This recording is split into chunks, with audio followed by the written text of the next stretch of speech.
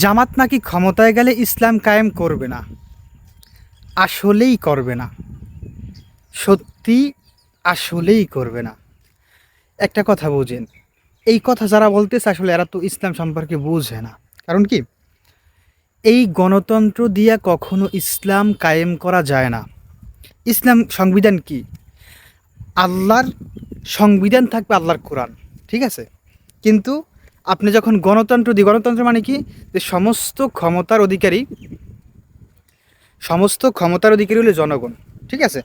এখন সংসদে গেল, যাওয়ার পরে মনে করেন যেই করবে, তারা একটা আইন চালু করবে। এখন যারা যারা বলে না যে ইসলাম কায়েম, ইসলাম কায়েম, যখন ইসলাম কায়েম বা কেউ যে ক্ষমতা দিয়ে কোরআন সংবিধান আনবে, তারা 1 মিনিটও টিকতে পারবে না। তারা ক্ষমতায় 1 মিনিটও টিকতে পারবে না। কারণ বিশ্ব আন্দোলন, তারা, আমি যে বলি না ইসলাম কায়েম, আমিও যে আন্দোলন করব, ঠিক আছে, আমিও যে আন্দোলন করব যে এই আইন আমি মানি না, পর্দার একটা আইন চালু করেন, দেখবেন যে সারা বাংলাদেশের নারী রাস্তায় আন্দোলন করা শুরু করবে। এই গণতন্ত্র দিয়া ইসলাম কায়েম করা যায় না। ওই যেই চরমনাই কয় না, চরমনাই ভাই পারবে না, কেউই পারবে না। এটা খেলাফতদের মাধ্যমে আসতে হবে। তাহলে জামাত করবে কি? জামাত ইনসাফ প্রতিষ্ঠা করবে। যেই আইনগুলা ইসলামের বিরুদ্ধে যায় ওই আইনগুলো সংস্কার করবে।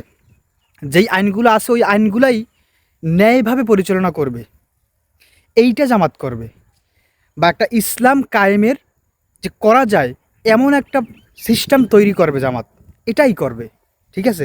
কিন্তু কোনোভাবেই এই গণতন্ত্র দিয়ে ইসলাম কায়েম করা যায় না, সম্ভব না। আর এটা যদি তুমি না বোঝো, তোমার ওই সম্পর্কে কোনো জ্ঞানই নাই, তুমি 1 মিনিটও যে কোরআন সংবিধান দিয়ে টিকতে পারবে না, এটা সম্ভব না, ঠিক আছে? এই বিষয়টা বুঝতে হবে। জামাত যেই তার ইনসাফ কায়েম করবে, যে আইনগুলো আছে ওই আইনগুলো বাস্তবায়ন করবে, তাহলে জামাত, এখন কথা, জামাত তাহলে ওই যে কী কয় ইসলামিক দলের কর্মী, এইটাই তো ইসলামিক দল। তারা আগে ইনসাফ কায়েম করতে হবে। আগে সমাজ চেঞ্জ হবে না, আগে নিজে ব্যক্তিকে চেঞ্জ করতে হবে। ব্যক্তিকে যদি চেঞ্জ করা হয় তাহলে অটোমেটিক সমাজ চেঞ্জ হয়ে যাবে। এইটা হলো ইসলামের আইন। আর জামাত এইটাই চায়, ঠিক আছে? এই হলো অবস্থান। তোমরা যদি না বোঝো ভাই, এটা তো বুঝাইতে পারবো না। আর যারা কইতেছে তো বেশিরভাগ মূর্খ।